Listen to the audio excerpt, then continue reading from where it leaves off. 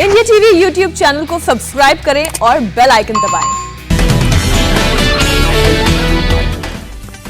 BSP supremo Mayawati ने बाहुबली मुख्तार अंसारी से किया किनारा। मऊ सीट से मुख्तार की जगह भीम राजभर को टिकट देने का ऐलान किया।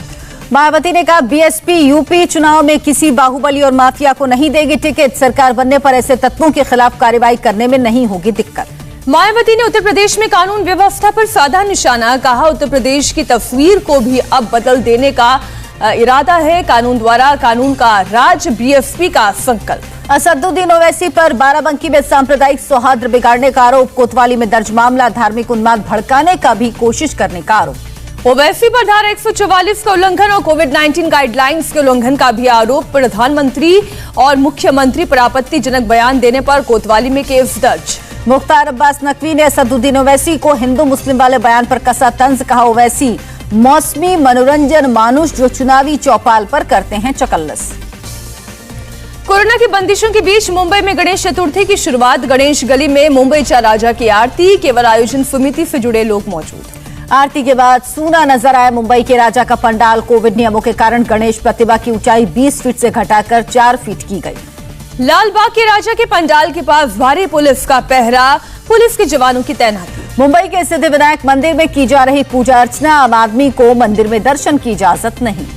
गणेश चतुर्थी पर मुंबई में आज से धारा 144 लागू। एक साथ जमा नहीं हो सकेंगे 5 से ज्यादा लोग। 19 सितंबर तक लागू रहेगा आदेश। गणेशोत्सव पर मंडल या पंडालों में दर्शनों की नहीं है इजाजत। गणपति का ऑनलाइन दर्शन कर सकेंगे श्रद्धालु।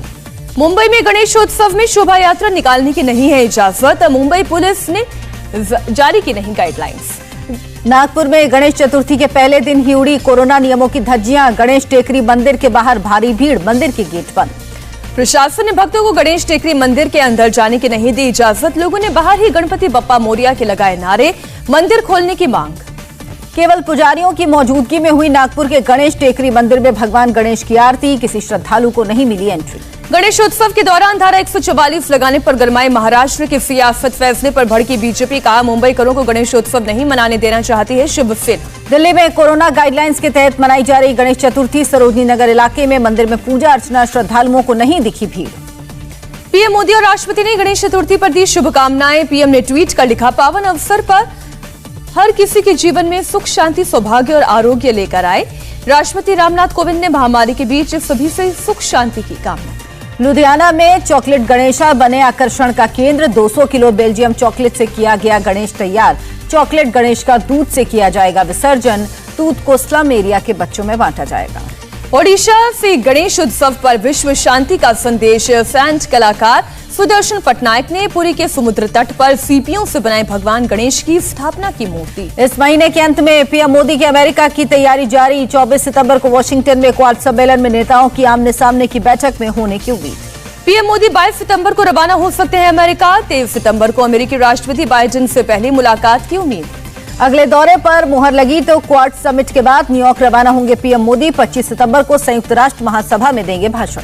ब्रिक्स देशों ने अफगानिस्तान के हालात पर जताई चिंता। अफगानिस्तान को आतंकवाद का पनाहगाह बनने से रोकने की अपील की। तालिबान से महिलाओं के अधिकारों की रक्षा करने को कहा। ब्रिक्स के वर्चुअल सम्मेलन की पीएम मोदी ने की अध्यक्षता। कहा, आतंकवाद से लड़ाई लड़ रहे 5 देश हमने आतंक से निपटने का एक्शन प्लान अपनाया। ब्रिक्स समिट में रूस के राष्ट्रपति का तालिबान पर बयान। कहा, अफगानिस्तान के हालात पड़ोसी देशों के लिए चिंताजनक। संकट के लिए अमेरिकी सेना के हटने को बताया जिम्मेदार। ब्रिक्स सम्मेलन में चीनी राष्ट्रपति शी जिनपिंग ने भविष्य में साथ मिलकर काम करने की बात कही। चुनौतियों से निपटने के लिए साझा संसाधनों के आधार पर रणनीति बनाने को कहा। ब्रिक्स देशों के नए दिल्ली घोषणा पत्र को किया मंजूर। आतंकवाद के खिलाफ जंग समेत वैश्विक चुनौतियों पर सहयोग को लेकर बनी सहमति। काबुल एयरपोर्ट पर तालिबान के कब्जे के बाद पहली इंटरनेशनल फ्लाइट। अमेरिकियों समेत करीब 200 विदेशी पहुंचे कतर। ब्रिटेन, स्पेन और कनाडा समेत कई देशों के नागरिक भी पहुंचे कतर। यात्रियों ने माना, काबुल एयरपोर्ट पर लगा डर। अमेरिकी विदेश मंत्री ब्लिंकन ने अपने देश के नागरिकों की वापसी के लिए तालिबान का शुक्रिया किया। कहा, वैध दस्तावेज वाले लोगों की वापसी का अपना वादा किया पूरा। तालिबान ने ब्रिटेन से अपने राजदूत को वापस काबुल भेजने को कहा। खाली ब्रिटिश दूतावास के बाहर तैनात थे तालिबान के कमांडर। तालिबान का दावा, पंजशीर घाटी छोड़कर भागे। पूर्व उपराष्ट्रपति अमरुल्लाह सालेह के घर मिले लाखों डॉलर। अफगानिस्तान संकट के बीच तालिबान से संवाद के पक्ष में संयुक्त राष्ट्र महासचिव एंटोनियो गुटेरेस बोले, बातचीत के जरिए लाखों जिंदगी बचा सकते हैं। संयुक्त राष्ट्र के विशेष प्रतिनिधि ने दी चेतावनी, अफगानिस्तान का फंड फ्रीज करने से भुखमरी का बढ़ा संकट। यूएनएससी में बोले भारत के स्थायी प्रतिनिधि टीएस तिरुमूर्ति, अफगानिस्तान में स्थिति अब भी है नाजुक।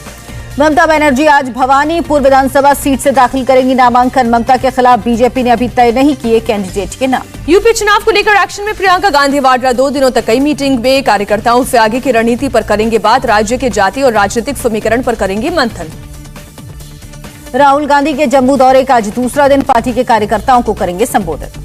राहुल गांधी के माता वैष्णो देवी के दर्शन पर केंद्रीय मंत्री मुख्तार अब्बास नकवी ने ली चुटकी, कहा माता के दर्शन के साथ हुई सद्बुद्धि आ जाए तो हमारी शुभकामनाएं। प्रियंका के यूपी दौरे पर यूपी बीजेपी चीफ स्वतंत्र देव सिंह ने कसा तंज, बोले पिकनिक मनाने लखनऊ पधार रही हैं।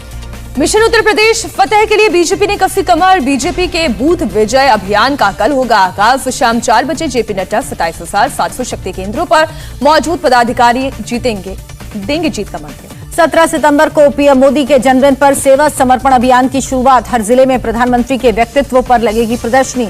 स्वास्थ्य प्रशिक्षण शिविर लगेंगे और गरीबों को फ्री राशन किट दी जाएगी। 11 सितंबर से यूपी में बूथ विजय अभियान चलाएगी बीजेपी। सभी बूथ केंद्रों के पदाधिकारी से करेंगे बात जेपी नड्डा। केंद्रीय मंत्री नारायण राणे की पत्नी और उनके बेटे नितेश राणे के खिलाफ लुकआउट नोटिस जारी। दोनों पर लोन नहीं चुकाने का आरोप है। महाराष्ट्र के सिंधुदुर्ग चिपी एयरपोर्ट के उद्घाटन पर विवाद। नारायण राणे ने कहा सीएम उद्धव की मौजूदगी जरूरी नहीं। 9 अक्टूबर को होना एयरपोर्ट का उद्घाटन। शिवसेना ने किया ऐलान, सीएम उद्धव ठाकरे मौजूद रहेंगे। राणे ने कहा एयरपोर्ट बनाने में शिवसेना का रोल नहीं। चौटाला की जैन रैली में नीतीश के शामिल होने की खबरों पर बोली जेडीयू। पार्टी अध्यक्ष ललन सिंह ने कहा मुख्यमंत्री के समारोह में शामिल होने की कोई जानकारी नहीं। हरियाणा के करनाल में किसानों के धरना प्रदर्शन का चौथा दिन। सिर फोड़ने का आदेश देने वाले एसडीएम के निलंबन पर अड़े हैं किसान। किसान आंदोलन में भीड़ कम होने के बाद एक्शन में किसान संगठन। चंडीगढ़ में गैर बीजेपी दलों से मिलेंगे पंजाब के 32 किसान संगठन। चुनाव की तारीखों की घोषणा से पहले राजनीतिक रैलियां रोकने की अपील। संयुक्त किसान मोर्चा के नेतृत्व में होगी बैठक। मीटिंग में कांग्रेस, अकाली दल, आप सहित सभी पार्टियां होंगी शामिल। अकाली दल, कांग्रेस और आप ने कहा हर हाल में किसानों का देंगे साथ। Retired lieutenant general Gurmeet Singh बने उत्तराखंड के गवर्नर। बेबी रानी मौर्य के इस्तीफे के बाद खाली हुआ था पद। तमिलनाडु के गवर्नर बनवारी लाल पुरोहित को पंजाब का राज्यपाल बनाया गया। रिटायर्ड आईपीएस आरएन रवि को तमिलनाडु के राज्यपाल की सौंपी गई जिम्मेदारी। असम के गवर्नर जगदीश मुखी को नागालैंड के गवर्नर का अतिरिक्त प्रभार दिया गया। राष्ट्रपति भवन ने जारी की लिस्ट। भारत का पहला न्यूक्लियर मिसाइल ट्रैकिंग जहाज INS ध्रुव आज होगा लॉन्च। NSA अजीत डोवल विशाखापट्टनम में करेंगे शुरुआत। भारत की वायुसेना को मिला रक्षा मिसाइल सिस्टम MRSAM। 70 किलोमीटर के दायरे में सब कुछ तबाह करने का दम। रक्षा मंत्री राजनाथ सिंह ने पहले यूनिट को जैसलमेर बेड़े में किया शामिल। जैसलमेर में राजनाथ सिंह ने कहा बरासम सिस्टम को IAF में शामिल करना भारत के डिफेंस को मजबूत करने के गेम चेंजर साबित होगा। सरकार ने देश को 5 नए एयरपोर्ट, 6 हेलीपोर्ट और 5 नए हवाई रूट की सौगात देने का ऐलान किया। 50 नए हवाई रूट में से 30 की शुरुआत अक्टूबर में ही होगी।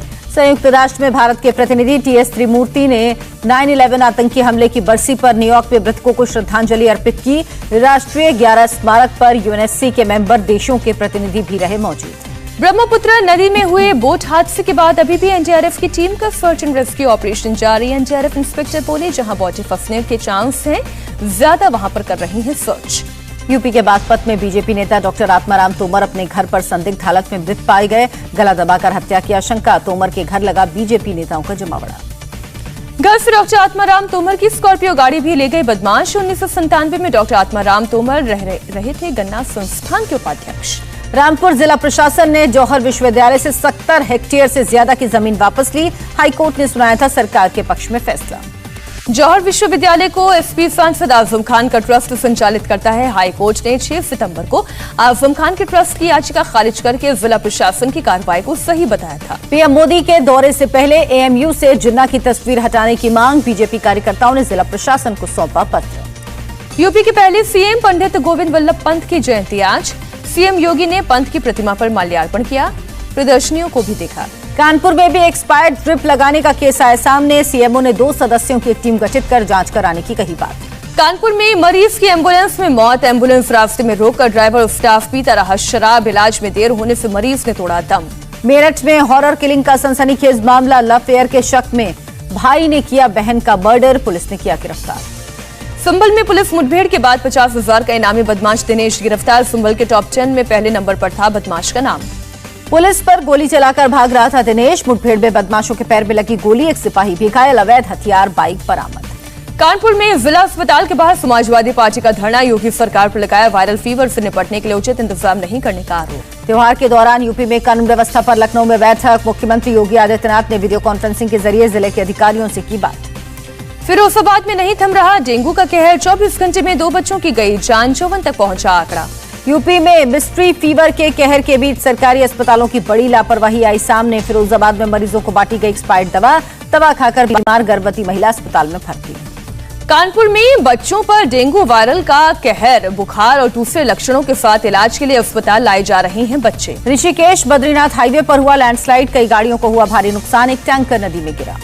रुद्रप्रयाग में टूटी हाईवे के पास की पहाड़ी सड़क पर गिरे बड़े बड़े बोल्डर, रात में हुई थी भारी बारिश। देहरादून के करगी में नाले में गिरी कार में सवार थे 2 लोग, एक स्थानीय लोगों ने बचाया, दूसरे शख्स की तलाश में एसडीआरएफ ने चलाया सर्च ऑपरेशन। धर्मशाला के होटल मालिकों पर बैंक सख्त कर्ज न चुकाने वाले होटल्स को मिला टेक ओवर नोटिस, होटल मालिकों ने लगाई सरकार से मदद की गुहार। बीती रात लखनऊ के एलडी अपार्टमेंट में लगी आग, दूसरी मंजिल पर शॉर्ट सर्किट से हादसा, 1 घंटे में आग पर काबू पाया गया। पुलवामा से हिजबुल मुजाहिदीन का आतंकी गिरफ्तार, गोला बारूद बरामद। 8 लाख के इनामी नक्सल कमांडर सोढ़ी मोया ने पुलिस के सामने किया सरेंडर, 70 से ज्यादा मामले दर्ज। मीनपा हमले में भी शामिल था सोढ़ी मोया।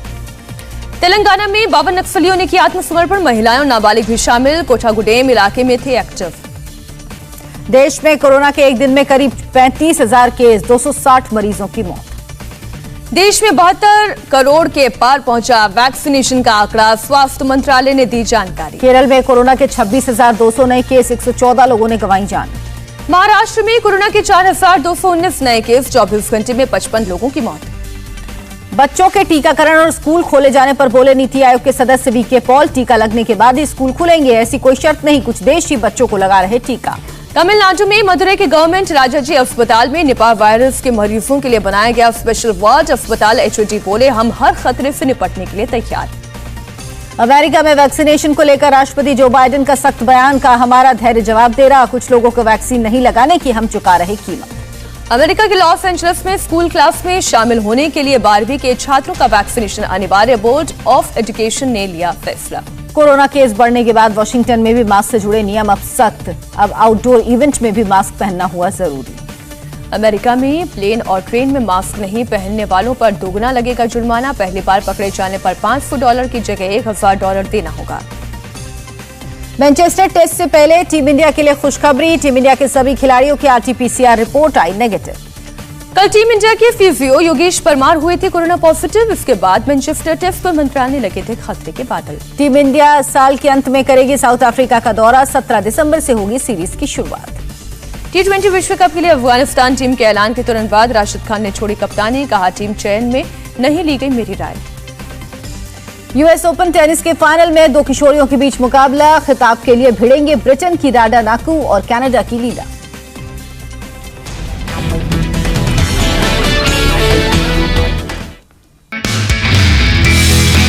नमस्ते, मैं हूं मीनाक्षी जोशी। वीडियो और खबरों से अपडेट रहने के लिए India TV YouTube channel subscribe करें, बेल आइकन दबाना ना भूलें। जुड़े रहें इंडिया टीवी के साथ।